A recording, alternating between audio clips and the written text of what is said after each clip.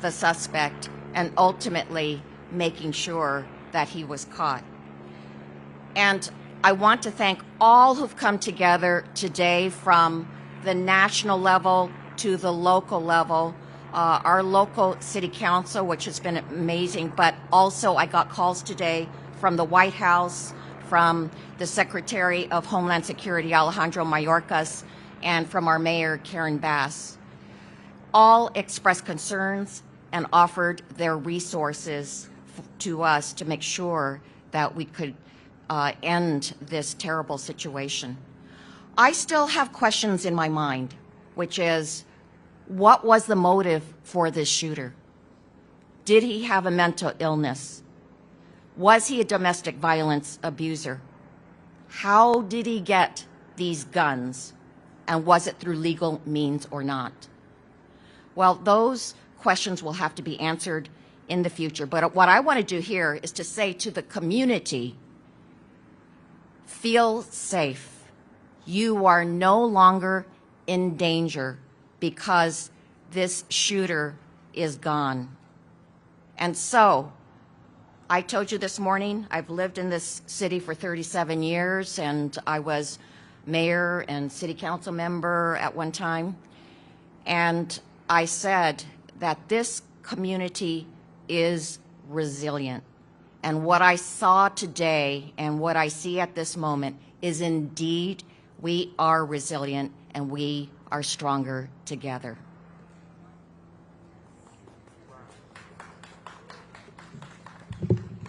Hello, I'm State Senator Susan Rubio. I represent the city of Monterey Park. And I want to start by offering condolences to all the families that are today destroyed and trying to find a way to keep moving forward with such a loss. I want to also commend those two individuals that tackled the gun away from the second incident, because we would be standing here with a lot more tragedy. So I want to thank those two individuals, and we hope to honor them at some point in the near future. But I also want to commend our public safety, from our local police to our sheriff, Luna, and everyone that did what needed to be done to ensure that we bring safety back into our community. So as you heard Congresswoman express, we want to make sure that our community knows it's still a safe community. So thank you to all those that were working really diligently to ensure that we capture the individual responsible for these senseless acts of violence. And we need to continue to condemn any type of violence. It has no place in our communities. I want to also praise first responders for their quick action and those at our local hospital taking care of the victims. So please, I ask all of you also to take a moment to think of the teachers. I was a teacher for 17 years, and I was in the classroom many times where I had to be the one offering condolences and comfort to those children that were coming into my classrooms. And it was my job to answer questions when they were confused and they needed answers. So to all those that have children in the schools, say thank you to your teachers, because we're going to have to deal with this tragedy. It's not over. Even though we know that it's a safe community, we cannot change the heart and mind of those kids that right now are feeling uneasy, scared, unsure. So please support our local teachers. They have a tough job ahead of them. And to our local city council, our mayor, Henry Lowe, and the rest of the council, they've been tremendously proactive in trying to ensure that our community feels safe, that this city has what it needs in terms of resources for the trauma of all the families that are now left behind dealing with such devastation. And so to all the community that was here earlier, praying for all the victims and for the leaders, thank you to the coalition of clergy who came earlier today. We want to say thank you for your comfort, for your prayers, and let's continue to pray. We're here to support. And one last thing I want to share, that early on, the Governor Newsom called. Every single member of the legislature called, and each one of them offered their support. And so I want to thank all my colleagues, the governor, Lieutenant Governor Eleni Kounakis, and everyone who called and offered prayers and support. And we will put all the resources necessary to make sure that our community knows that they're going to be taken care of. Thank you.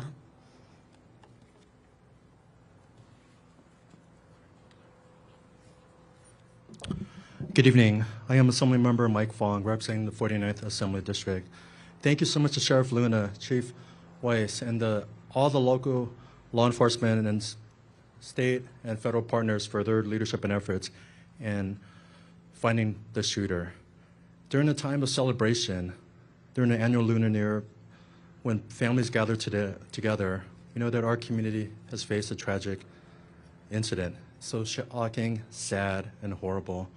For those seeking assistance and trauma relief, please visit the Langley Center here in the City of Monterey Park. Thank you to Mayor Lowe and the Monterey Park City Council for their leadership and efforts. And thank you to the Governor and the Office of Emergency Services for their leadership and efforts in coordinating emergency response and for enhancing security here in Monterey Park and the San Gabriel Valley communities. This has been a very challenging time. As you heard from our Congresswoman, our Senator, Monterey Park is strong, Monterey Park is resilient, and together we will get through these challenging times together. At this time, I'd like to introduce Monterey Park Mayor Henry Lowe. Thank you very much, Assembly Member. I want to thank Sheriff Luna and your department for helping us seek justice today in this tragedy that has occurred. I want to thank our own Monterey Park Police Department, many of whom their officers have been on duty for over 24 hours. Thank you, Chief Spieth, for all the personnel at your police department for your dedication in making sure that justice was brought forward. I want to thank our Fire Chief Matt Halleck and the personnel of the fire department who rushed to provide aid to those who had fallen. Working alongside our local, state, and federal partners to investigate this horrific event, we are able to say that justice has been done thanks to everyone working together. But we also know that this is just the beginning, and an unimaginable tragedy has occurred here in Monterey Park during a weekend in which we're celebrating the Lunar New Year, and a time when people come together to spend time with families, with friends, and that was the purpose of those who gathered at the dance hall last night. But tragically, someone decided to express violence, and violence has no place in our society. And so at this moment, the community, moving forward, our priority is to make sure that those victims, their family members, are given the assistance they need to heal and to get over this trauma. And as a community, is also the moment in which we will need to move forward in a long process of healing of the community so that we can together overcome this tragedy. But I have faith that we will be able to, because as you've heard from the comments, and again, I thank everyone from Chief Luna to our Congresswoman Judy Chu, our State Senator Susan Rubio, our Assembly Member Mike Fong, Supervisor José Solis, everyone from the federal government, the state government, the county, our friends in neighboring cities, the region, for coming together to offer condolences, to offer their support. And we will get over this. To my friends, to our residents of Monterey Park, ours is a community that has looked in the face of the COVID pandemic. During the last years of the pandemic, we had some of the highest rates of vaccination and some of the lowest rates of infection, and it's because we came together to help each other to overcome this crisis. We had our Veterans Post create a food bank. We had people who offered assistance to those who are in need, and that really is the Monterey Park spirit, the people who make up this great city, a city that is diverse, that has welcomed waves of people, families from around the world, around this country, to call this place home, and is why many people love to live here in Monterey Park. And I have confidence that we will get over this crisis, because we must. And we will only do so if we do it together as a community, because remember, we are all in this together. And again, I just have to reiterate just the admiration we have for our own police department and fire department, who reacted quickly to this crisis and immediately activated, its procedures to also tap into the resources, the partnership that were needed to essentially be able to bring us to this moment. And my friends, we do have a long road ahead of us, but I hope that all of you who are here gathered today, those in the press, those in the community, those who have been offering their support as individuals, as organizations, about how we can help Monterey Park. The journey is just beginning, and we hope that we will continue to be on this road together to heal and to ultimately triumph over evil and adversity. Thank you very much. And now, Scott Weiss. Thank you, Mr. Mayor. Thank you, everybody. Tonight's the Lunar New Year, and we would be celebrating that tonight, but obviously we can't. The officers that were here last night are just coming back on duty right now. They're upstairs at briefing.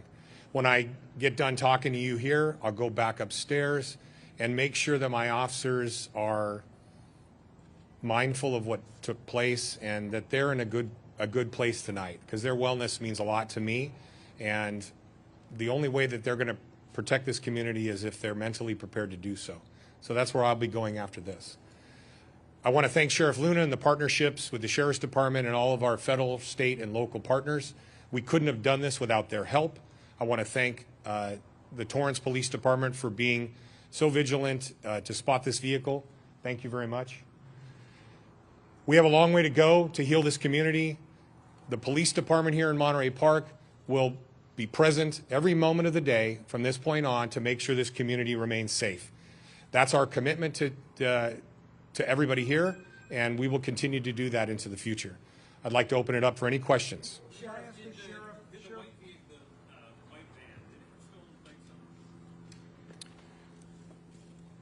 When we got to the van, it did have different plates. So I'm assuming they were stolen. They weren't the plates that belong on the van. And did they get a hit off of it? Was it a camera hit that hit on that stolen plate? It was something similar to that.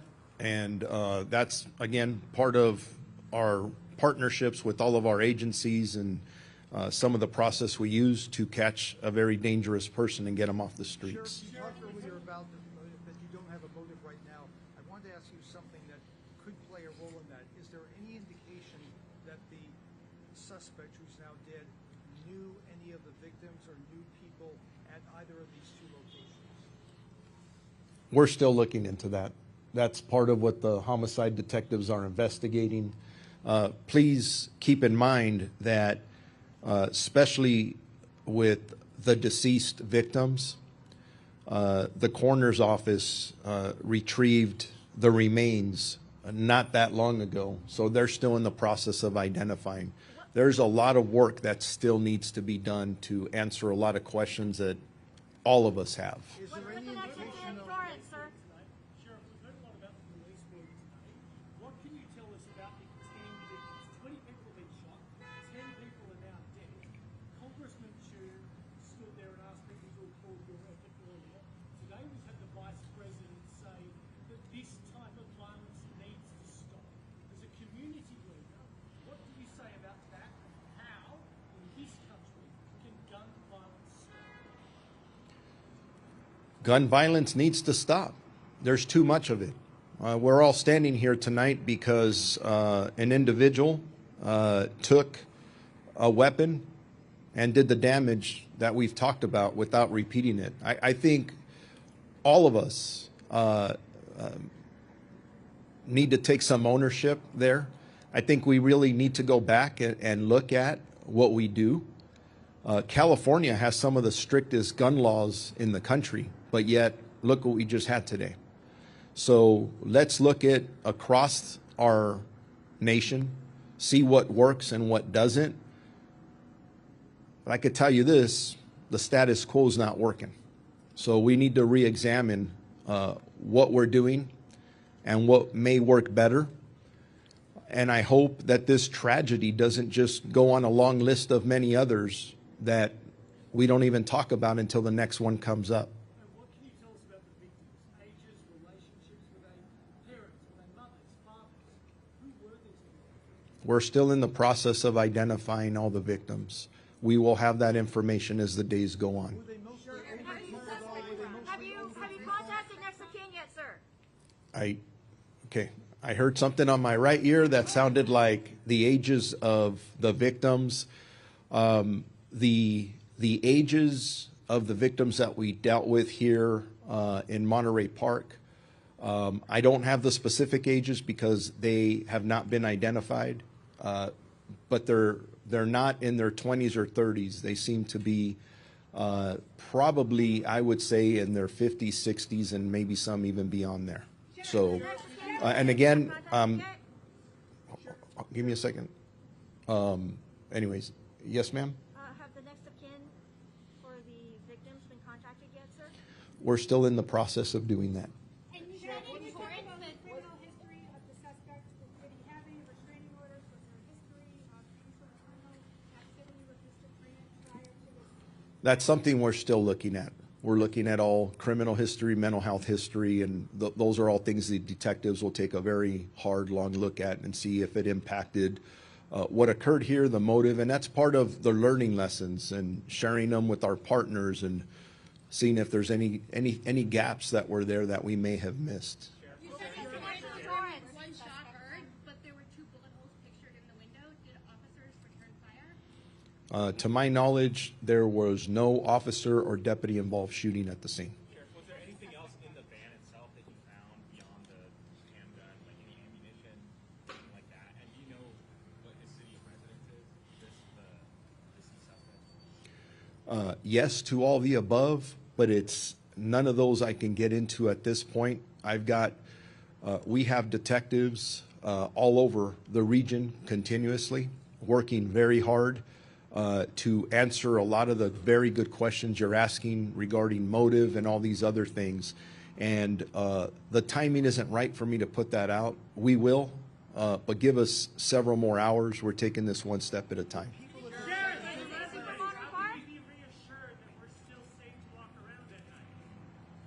I didn't hear the first part of that, but the suspect responsible for this tragedy is no longer with us.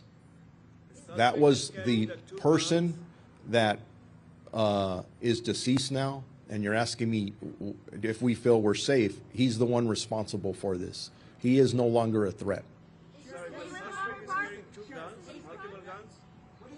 Give me a second. I'm getting multiple questions at the same time. I hear something about guns. One gun was seized and one found in the van. Was there a multiple gun was suspect was carrying? We don't know yet.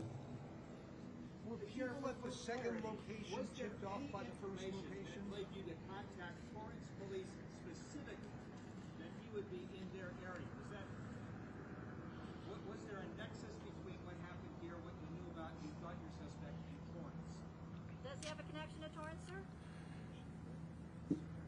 This morning, when I talked about the information we had, we put out as much information as we possibly can while there was a lot of very good investigative and detective work going on.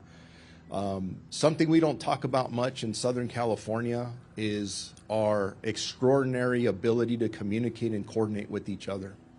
Not only the Los Angeles County Sheriff's Department, you see the partnership here between ourselves, the Monterey Park Police Department, my partner at the Torrance Police Department. We put this information out. We're very good with our networks, and it showed how it worked. You communicate this, officers are out on the lookout. They want to, I don't care if you work in Torrance, Long Beach, Monterey Park, you name the city, something like this happens, there's everybody who wears a badge wants that person in custody, and I think that's what you see happening today. It's teamwork that's going on out there.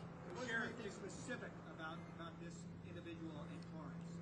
They just followed up on the bulletin that went out. There's going to be more information that we'll be putting out about the specifics, but right now I'm here to report that the suspect responsible for this tragedy is no longer a threat. Sheriff, at the second location, were they tipped off at all by the people at the first location? Can Some sort of planning involved, if this was a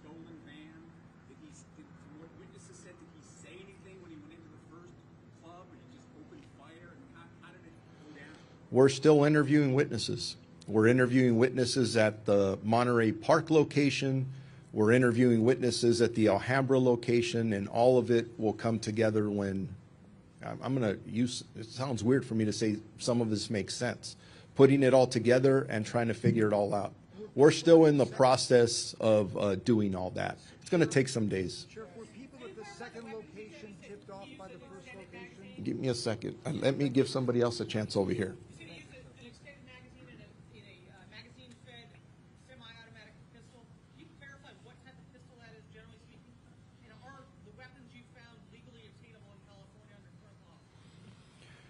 I believe the weapon that was recovered at the Alhambra location is not legal to have here in the state of California. We'll do more research on it. Our partners at the ATF, and by the way, I was mentioning different police departments. We can't be as successful as we are without, the FBI's been with us all day. The ATF joined in. The U.S. Marshals has been helping us. I get a personal call from the Attorney General earlier saying, what can we do to help you? I've been in communication with the governor, who you may see out here in the very near future. Everybody just, what can we do to help? So everybody was pitching in.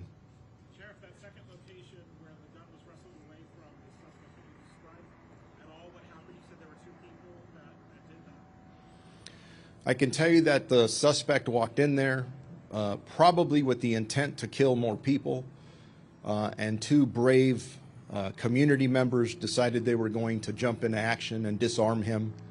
They did so, took possession of the weapon, and the suspect ran away. Were they tipped off? That's an important follow-up, Sheriff. Were they tipped off about Okay. the incident at the first location? You're asking that second part of the question over here. We heard that they might have been tipped off that the shooting happened, that somebody might be coming to their dance studio. Have you heard anything, or can you say? I have not heard that, but that's possible. Can you relay for us what your deputy said it looked like when they went into the first venue in Monterey Park? Can they tell you what they found? Our deputies, actually the brave police officers from the Monterey Park Police Department are the first responders to the initial scene. I don't know if the chief has more information on that that he can ask about or answer, I should say. Can answer. Yes. What did the officers relay to you? What the scene was like when you first made it? The first officers on scene were some of my youngest officers. They'd only been on the street for a very short period of time. When they came into the parking lot, it was chaos. There were wounded people. There were people trying to flee out all the doors. They immediately went into action, and within just a couple minutes, those officers had entered the location looking for the suspect. That's our protocols here. We don't wait. Inside, they came across a scene that none of them had been prepared for. So there were injured people inside, there were dead people inside, and my young officers did their job, searched for a suspect, and then came back and had to deal with the carnage that was inside. And it was extensive. That's one of the reasons I need to make sure that they're okay. How long did it take them to arrive on the scene? Between the time of call and the first officer on scene was less than 3 minutes. How long have they been officers? The youngest ones have only been out on their own in training for the last several months.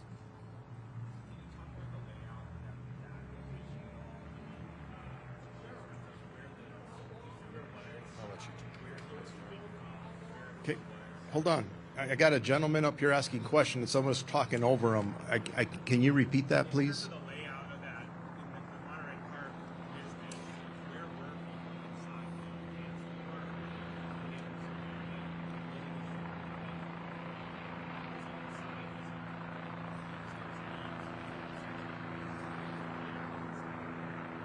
We will, but not tonight. We'll get there. We'll get there. All excellent questions, and we will get there. So,